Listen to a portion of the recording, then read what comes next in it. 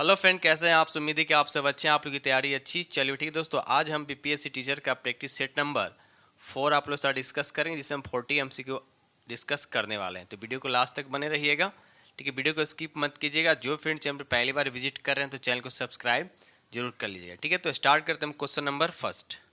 चलिए question number यहाँ पर फर्स्ट कहता है, क्वेश्चन फर्स्ट कहता है कि निम्नलिखित में कौन सा आश्रम महात्मा गांधी द्वारा स्थापित नहीं किया गया। तो यहाँ पर राइट आंसर आपका फर्स्ट हो जाएगा पनवार आश्रम जो है ये महात्मा गांधी द्वारा स्थापित नहीं किया, बल्कि किसके द्वारा किया था? आचार्य विनोबा भावे के द्वारा स्थापित किया। बाकी साबरमती आश्रम, सेवाग्राम, टॉल्स्टॉय फॉर्म सभी जो है महात्मा गांधी द्वारा स्थापित किया गया।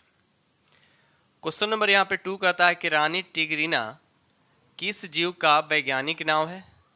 तो यहाँ पर राइट आंसर आपका 2 का राइट आंसर आपको 4 हो जाएगा एशियाई मेढक। याद है एशियाई मेढक का ये वैज्ञानिक नाम है राना टिग्रिना, इसका राइट आंसर हो जाएगा। क्वेश्चन नंबर यहाँ पे 3 कहता है कि लेड का रासायनिक प्रतीक। देखिए सिंपल सा पूछा कि लेड जो शीशा होता है इसका प्रतीक क्या होता है। इसका राइट आंसर आपका ये हो जाएगा, यानी पीबी इसका राइट आंसर हो जाएगा। इसकी परमाणु संख्या कितना होता है? तो 82 होता है, भी याद रखिएगा, ठीक है। इसका लैटिन नेम क्या होता है? प्लम्बम होता है। क्या होता है? प्लम्बम। क्वेश्चन नंबर यहाँ 4 कहता है एक मुक्त रूप से लटकता हुआ चुंबक हमेशा दिशा में संरेखित होती है। तो याद रखिए इसका राइट आंसर आपका 3 हो जाएगा, यानी उत्तर दक्षिण दिशा। याद रखिए उत्तर दक्षिण दिशा इसका राइट आंसर हो जाएगा। चलिए रीजनिंग का प्रश्न है, बताइए इस पैटर्न को देखकर आपको बताने किस खाली जगह पे क्या होगा, ठीक है। तो देखिए यहाँ पर क्या है, तो इस पैटर्न को समझना है पहले कि इस पैटर्न कैसे दे रखा है। ध्यान दीजिए यहाँ पर अगर मैं दोनों को मल्टीप्लाई करता हूँ तो कितना होता है? 24। और 24 में अगर हम 5 को ऐड करते हैं तो 29 आ जाता है, ठीक है। उसी तरह से यहाँ पर देखिए दोनों को हम मल्टीप्लाई करें तो कितना आएगा? 40। और 40 में हम कितना ऐड करेंगे कि 48 होगा, तो जाहिर सी बात है कि 8 हट करेंगे, तो राइट आंसर आपका यहाँ पे 2 हो जाएगा। चलिए यहाँ पर आपको बताने क्या, उस चतुर्भुज का क्षेत्रफल निकालना है जिसकी परिमाप दे रखा है और विकर्ण आपको दे रखा है। बिल्कुल इजी प्रश्न। तो परिमाप दे रखा है तो इसका एक भुजा निकालने के लिए इसको हम जब 4 से डिवाइड करेंगे तो कितना आएगा? 29 आएगा। एक भुजा कितना आएगा? 29 आएगा। विकर्ण की लंबाई कितना दे रखा है? 42। अगर हम सम चतुर्भुज अगर बनाए तो देखिए इस तरह का सम चतुर्भुज हो गया, ठीक है। और सम चतुर्भुज का जो विकर्ण होता है एक दूसरे को क्या होता है? बाइसेक्ट करता है। तो विकर्ण की लंबाई कितना दे रखा है? 42। तो यहाँ से अगर यहाँ की बात करें तो कितना हो जाएगा? 21। और भुजा कितना हो गया आपका? 29, ठीक है। तो समझिए कि एक तरह की क्या होगी, ये आपका पाइथागोरस थ्योरम यूज करना है यहाँ पे। ये आपको 29 दे रखा है, ये आपका 21 दे रखा है, तो पाइथागोरस थ्योरम लगाकर आपको ये साइड निकालना है, ठीक है। यहाँ पर कितना आएगा आपका? 20 आएगा, ठीक है। उसके बाद जब 20 आएगा, अब इसी को हम क्या करें, जब 20 यहाँ से यहाँ का होगा ना, ये 20 हो गया। जब ये 20 हो गया तो इसी को हम डबल कर देंगे तो दूसरा विकर्ण की लंबाई निकल जाए। 20 दूना कितना हो जाएगा? 40।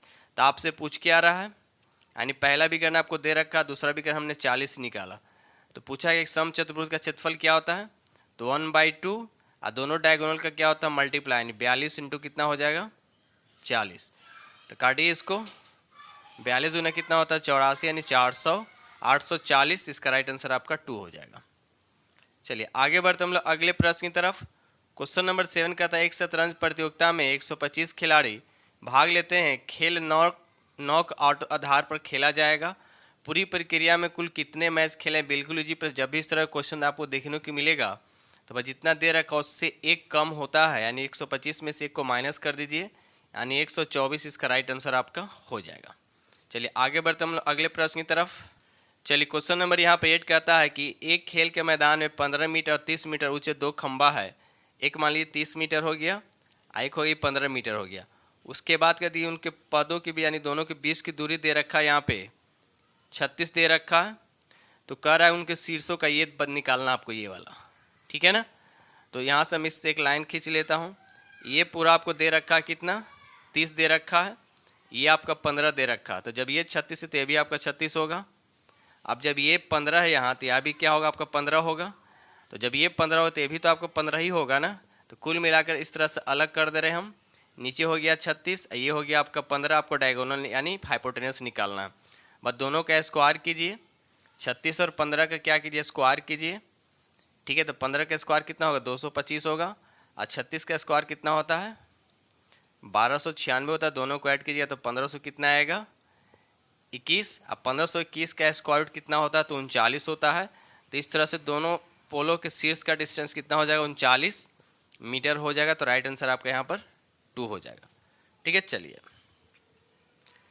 क्वेश्चन नंबर यहाँ पर 9 देखिए। 9 कहता है 3 अलग अलग चौराहे पर यातायात की बत्तियां क्रम से इतना सेकेंड इतना सेकेंड इतना सेकेंड के बाद बदलती है। यदि वे सभी बत्तियां 8:20 बजे एक साथ बदलती है तो फिर दोबारा वह कितने समय एक साथ बदलेगी। बस कुछ नहीं, सबको आपको क्या करना है एलसीएम निकालना है। क्या निकालना है एलसीएम निकाल। जब एलसीएम निकालिएगा तो आपको आएगा 432 सेकेंड आएगा। कितना है 432 सेकेंड आएगा। इसको आप क्या कीजिए मीटर पर सेकेंड, मीटर और सेकेंड में कन्वर्ट कीजिए। तो मीटर सेकेंड में कन्वर्ट कीजिए तो 60 से इसको डिवाइड करना पड़ेगा।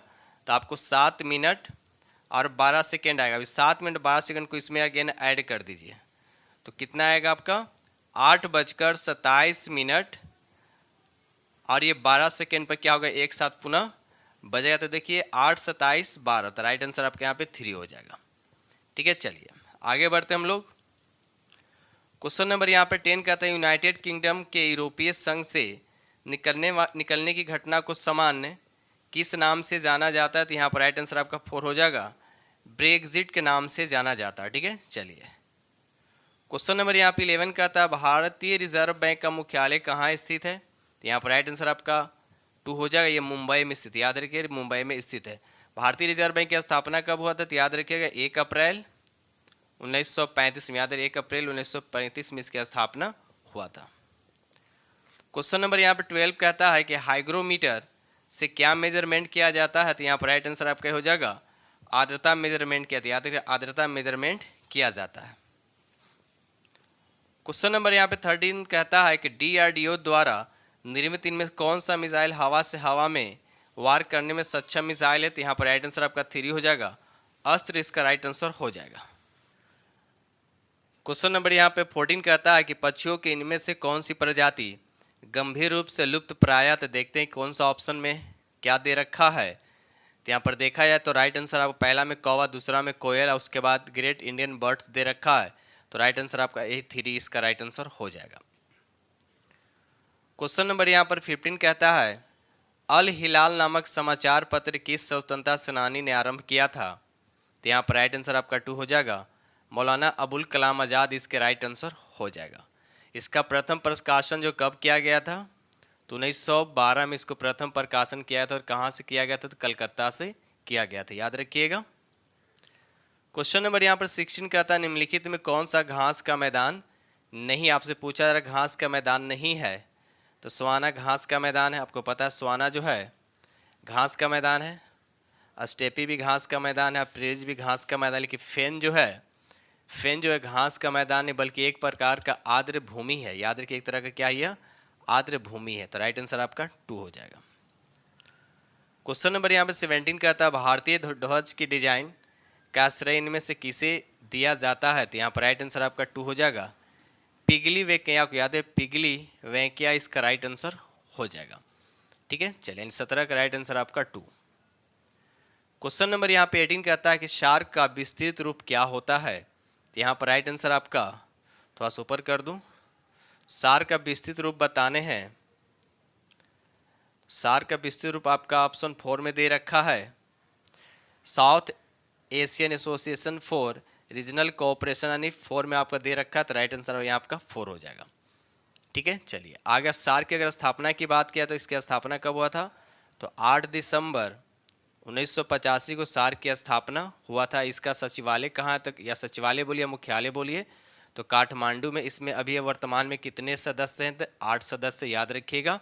जिसमें कौन कौन सा है समझिए कि इंडिया के आसपास के जितने भी कंट्री जैसे बांग्लादेश, भूटान, इंडिया, मालदीव, नेपाल, पाकिस्तान, श्रीलंका और अफगानिस्तान। ठीक है, चलिए आगे बढ़ते हम लोग अगले प्रश्न की तरफ। क्वेश्चन नंबर यहाँ पे 19 कहता है कि export import bank of India की स्थापना किस वर्ष की गई। तो यहाँ पर राइट आंसर आपका 2 हो जाएगा, 1982 में किया। याद रखिएगा 1982 में किया गया। चलिए क्वेश्चन नंबर यहाँ पे 20 कहता है भारत के इनमें कौन सी नदी पूरब से पश्चिम की ओर बहती है? तो ऑप्शन के अकॉर्डिंग यहाँ पर राइट आंसर आपका थ्री और नर्मदा नदी इसका राइट आंसर। जो कहाँ से निकलती है? यह मध्य प्रदेश के अमरकंटक के से निकलती, याद रखिएगा। और जो पूरब से पश्चिम की ओर बहती है। इसके अलावा एक और होता है ताप्ती नदी। ताप्ती नदी भी क्या होता है? ये भी पूरब से पश्चिम की ओर बहती है और अरब सागर में जाकर गिरते, याद रखिएगा। चलिए क्वेश्चन नंबर यहाँ पर 21 कहता है भारत में सर्वप्रथम कम्युनिस्ट सरकार किस राज्य में बनी थी? तो इसका राइट आंसर आपका 2 हो जाएगा, यानी केरल में। यानी कि इसका राइट आंसर आपका 2 हो जाएगा। केरल में पहली बार बना था 1957 में, याद रखिएगा। चलिए यहाँ आपका मैथ दे रखा है क्वेश्चन नंबर 22, बिल्कुल इजी प्रश्न है। दो संख्याओं का मसद दे रखा है, महत्तम सवर्तक लघुत्तम, सही हो गया महत्तम सवर्तक, ये हो गया आपका लघुत्तम सवर्तक, ठीक है। उसके बाद कहते हैं यदि पहली संख्या को जब 2 से भाग किया जाता है तो भागफल कितना आता है? 44। तो देखिए, तो पहली संख्या आप निकालिए पहले। अगर मैं दोनों को गुना कर दूंगा तो पहली संख्या निकले, तो पहली संख्या कितना हो जाएगा? आपका 88 हो जाएगा। आप लोगों को पता है कि जब दूसरी संख्या निकालने के लिए होता है, दूसरे का फॉर्मूला क्या होता है? लसा गुने मसा। आप लोग पढ़ेंगे तो लसा कितना दे रखा है? 264 गुने कितना? मसा कितना है? 44। इसी को तो सॉल्व करना है। तो 44 दूना कितना हो गया? 88। 2 से इसको काटिए, 2 1 हो गया, 3 हो गया, 2 हो गया, यानी 132। राइट आंसर आपका क्या हो गया? 22 का 132, यानी ऑप्शन आपका बी में यानी 2 में दे रखा है। चलिए क्वेश्चन को सॉल्व कीजिए, बिल्कुल इजी प्रश्न है। 23 नंबर कहता है एक लड़के को 495 में 36 से गुना करना था, ठीक है, करना था, परंतु प्रश्न में दिए गए अंकों में से एक अंक को गलत पढ़ लिया। मतलब एक अंक यहाँ पर चेंज कर दिया, ठीक है ना। एक अंक चेंज करने से उसका उत्तर इतना आ गया, तो आपको बताना उसने किस अंक को गलत पढ़ा था। तो जाहिर सी बात है, तो गुना तो 36 से ही किया ना, तो 36 से गुना किया तो ये आया। तो आप 36 से भागा कीजिए कि इसके जगह पे कौन सा नंबर आया था। जब 36 इसमें हम डिवाइड करेंगे, जब 36 इसमें हम डिवाइड करेंगे तो आपको आएगा 465। यहाँ पर कितना है? 495। गुना करना था इतना से, लेकिन गुना हो गया आपका 465 से। तो बताना है यहाँ पे, तो आपको बताना है कि यहाँ पर किस अंक को गलत पढ़ा गया था। देखिए यहाँ पर 4 है तो 4 है, और यहाँ 9 है तो यहाँ 6, मतलब 9 को 6 पढ़ा, मतलब किसको गलत पढ़ा? तो 9 को। तो राइट आंसर आपके यहाँ पर क्या हो जाएगा? 1 हो जाएगा, ठीक है। चलिए रहा अगला प्रश्न। देखिए क्वेश्चन नंबर यहाँ पे, देखिए क्वेश्चन नंबर 24 बहुत ही इंपॉर्टेंट क्वेश्चन है। अगर आप अपने तरीके से बनाइएगा तो थोड़ा लंबा जाएगा, ठीक है, लेकिन हम जो आज बताने वाले हैं इसको बहुत ही अच्छे कॉन्सेप्ट के साथ हम बताने, इसलिए अच्छे से देखिएगा, इस क्वेश्चन को समझिएगा, ठीक है। चलिए, कहता है कि एक आदमी जो है 1350 रुपया में 2 मेज खरीदता है, ठीक है। उसे एक मेज बेचने पर 6% का क्या होता है? हानि होता है, और दूसरे को बेचने पे 7.5% का लाभ होता है, ठीक है। कुल मिलाकर उसे न तो हानि होता है नहीं लाभ होता है, कुल पे उसे न तो लाभ होता है और न हानि होता है, ठीक है। तो दोनों मेजों को क्रयमूल्य का अंतर आपको ज्ञात करना है, ठीक है। देखिए जब भी इस तरह का प्रश्न है तो कैसे इसको हम एलिगेशन मेथड से बनाएंगे। हानि कितना हो रहा है? तो 6%, उसको माइनस करके लिखेंगे। प्रॉफिट कितना है? 7.5, इधर हम 7.5 लिखेंगे, ठीक है। उसके बाद करना हानि होता है लाभ, तो हो जाएगा आपका 20 में। एलिगेशन लगाइए यहाँ पर, ठीक है। यहाँ देखिए 7 7.5 में से 0 जाएगा तो 7.5 ही बचेगा, तो 7.5 को हम कैसे लिखेंगे? 15/2। यहाँ रेशियो कर दीजिए। अब उसके बाद इसमें से 0 में से 6 को घटाइए तो यहाँ पर 6 आएगा। इसको ऑल ओवर सॉल्व कीजिएगा इतना को, तो 2 से इसमें मल्टीप्लाई हो जाएगा, तो 15:12 हो जाएगा।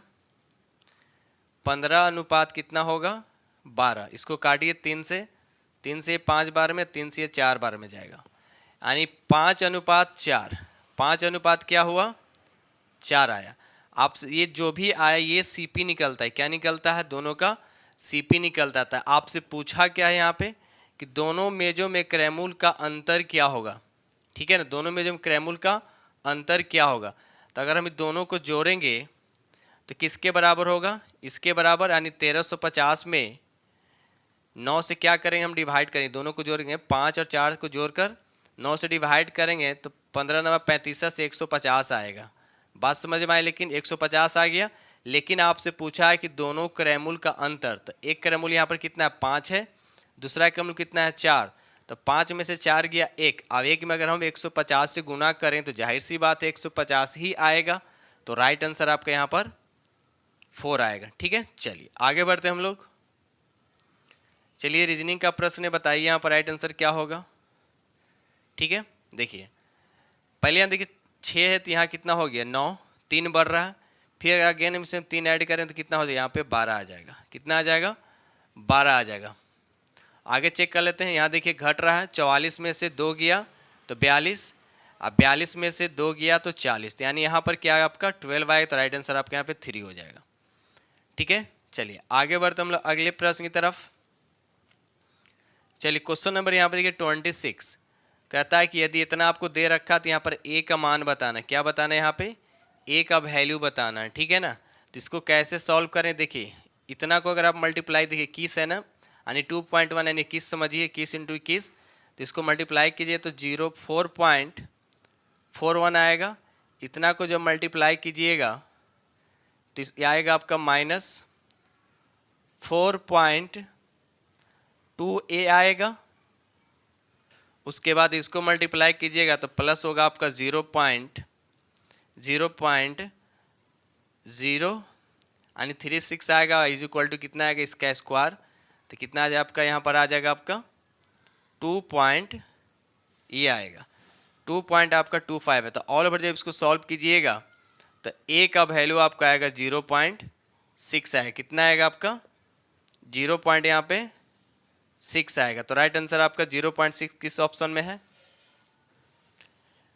तो यहाँ पर देखा जाए तो 0.6 आपका पहला आंसर दे रखा, राइट आंसर आपका ए हो जाएगा। क्वेश्चन नंबर यहाँ पे 27 का था, भारत का प्रथम मुख्य चुनाव आयुक्त कौन थे? तो यहाँ पर राइट आंसर आपका 2 हो जाएगा। सुकुमार सेन इसका राइट आंसर हो, याद रखिएगा सुकुमार से इसका राइट आंसर हो जाएगा। चलिए रहा अगला, आप देखिए पैटर्न दे रखा है, इस पैटर्न को देखकर आपको बताने हैं कि इसके जगह पे क्या होगा। ठीक है, बताइए इसका राइट आंसर क्या होगा 28 का। चलिए इसको देखिए कैसे सॉल्व करते हैं। पहले दोनों को मल्टीप्लाई कीजिए, कितना हो जाएगा 18, फिर दोनों को मल्टीप्लाई कीजिए कितना हो जाएगा? सबको प्लस करते जाइए 20 हो जाएगा। ये दोनों को मल्टीप्लाई कीजिए कितना हो जाएगा? 60 हो जाएगा। और यहाँ पर x मान लीजिए तो कितना हो जाएगा? 8x हो जाएगा। कितना हो जाएगा? 8x। ठीक है, अब बराबर कितना हो जाएगा आपका? 202 हो जाएगा। ठीक है, 202। ठीक है, तो जब इसको आप सॉल्व कीजिएगा तो ऑल ओवर इसका आंसर जो आएगा आपका 13 आएगा, यानी यहाँ से x का जो वैल्यू निकालिएगा तो राइट आंसर आपके यहाँ पर ए आया, यानी 13 इसका राइट आंसर हो जाएगा। क्वेश्चन नंबर यहाँ पे 29 कहता है कि ऑपरेशन विजय निम्नलिखित में से किस युद्ध से संबंधित है? तो यहाँ पर राइट आंसर आपका 4 हो जाएगा। कारगिल युद्ध यानी 1999 में कारगिल युद्ध से संबंधित है, याद रखिएगा। चलिए आगे बढ़ते हम लोग अगले प्रश्न की तरफ। क्वेश्चन नंबर यहाँ पे 30 कहता है, उस राज्य का नाम बताएं जहाँ सियांग नदी भारत में सबसे लंबे सिग्नल लेन स्टील केबल सस्पेंस पुल का उद्घाटन किया गया था। तो यहाँ पर राइट आंसर आपका 4 हो जाएगा। अरुणाचल प्रदेश इसका राइट आंसर, याद रखिए अरुणाचल प्रदेश जो है इसका राइट आंसर हो जाएगा। आगे बढ़ते हम लोग। क्वेश्चन नंबर यहाँ पे 31 कहता है, समाचार पत्र बंगाल गजट 1780 से भारत का पहला समाचार पत्र के संपादक कौन थे? तो बताइए यहाँ पर राइट आंसर क्या होगा? तो राइट आंसर आपका यहाँ पे 2 हो जाएगा। जे.के. हिक्की, याद रखिएगा जे.के. हिक्की जो है इसके राइट आंसर हो जाएंगे। क्वेश्चन नंबर यहाँ पे 32 कहता है कि कोशिका का वह बाह्यतम आवरण कौन सा जो कोशिका के अवयवों को उसके बाह्य वातावरण से क्या करता है? अलग करता है। तो याद रखिएगा यहाँ पर राइट आंसर आपका पहला ही हो जाएगा, प्लाज्मा झिल्ली। याद रखिए प्लाज्मा झिल्ली इसका राइट आंसर हो जाएगा, जो सभी कोशिकाओं में पाई जाती तथा कोशिका के आंतरिक भाग को बाहरी वातावरण से क्या करती है? अलग करती है, यानी 32 का राइट आंसर आपका 1 हो जाएगा। क्वेश्चन नंबर यहाँ पे 33 कहता है कि निम्नलिखित में से पश्चिमी घाट में स्थित क्षेत्र का नाम बताना है कि पश्चिमी घाट में कौन से यहाँ पे स्थित है। तो बताइए यहाँ पे 33 का राइट आंसर क्या हो जाएगा? तो 4 हो जाएगा, यानी कोरोमंडल तट जो है ये पश्चिमी घाट में स्थित है, याद रखिएगा। ठीक है, चलिए क्वेश्चन नंबर यहाँ पे 34 कहता है, निम्नलिखित में से कौन सा समुद्र blue flag certification blue flag certification प्राप्त करने पर एशिया का पहला समुद्र तट बन गया है? तो 34 का राइट आंसर आपका यहाँ पे 2 हो जाएगा। चंद्रभागा समुद्र, याद रखिए चंद्रभागा समुद्र तट। ठीक है, चलिए आगे बढ़ते हम लोग अगले प्रश्न की तरफ।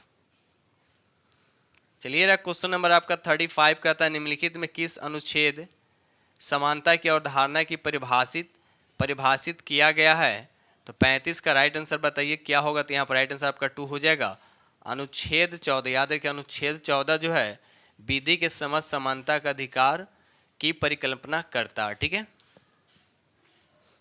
क्वेश्चन नंबर यहाँ पे 36 कहता है पूर्वोत्तर भारत की निम्नलिखित में कौन सी मीठे पानी की सबसे बड़ी झील है? बताइए यहाँ पर 36 का राइट आंसर तो आपका पहला हो जाएगा यानी लोकटक झील। याद रखिए लोकटक झील जो है सबसे बड़े मीठे पानी की झील है, याद रखिए। और ये कहाँ है?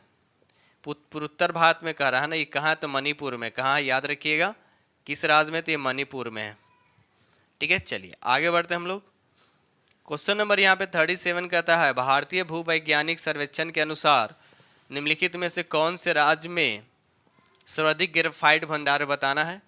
बताइए 37 का यहाँ पर राइट आंसर क्या होगा? तो आपका 2 हो जाएगा।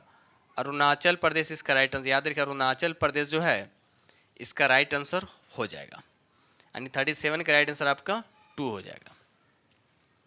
क्वेश्चन नंबर यहाँ पे 38 कहता है कि निम्नलिखित में किसने विश्व स्वास्थ्य संगठन के लिए विश्व का पहला मलेरिया वैक्सीन विकसित, यहाँ पर मलेरिया लिखा, मलेरिया वैक्सीन विकसित किया है? तो 38 का राइट आंसर आपका 2 हो जाएगा। ग्लैक्सो स्मिथ लाइन इसका राइट आंसर हो, यानी GSK इसका राइट आंसर हो जाएगा। आगे बढ़ते हम लोग अगले प्रश्न की तरफ।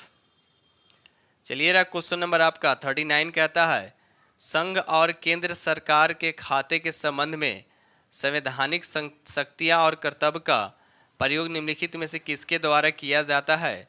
तो यहाँ पर राइट आंसर आपका 4 हो जाएगा।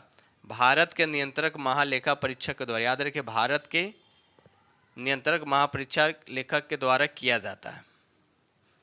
ये रहा क्वेश्चन नंबर आपका 40 कहता है वायुमंडल में मौजूद इनमें से कौन सी गैस का उपयोग दहन, श्वसन, नाइट्रोजन के ऑक्साइड का निर्माण नामक तीनों प्रक्रियाओं में किया जाता है? तो यहाँ पर राइट आंसर आपका 2 हो जाएगा, यानी ऑक्सीजन इसके राइट आंसर हो जाएगा। ठीक है दोस्त, तो इस तरह से हमने आप लोगों के साथ 40 MCQ डिस्कस किया हूँ। अगर इसका PDF चाहिए तो टेलीग्राम से जुड़ जाइए।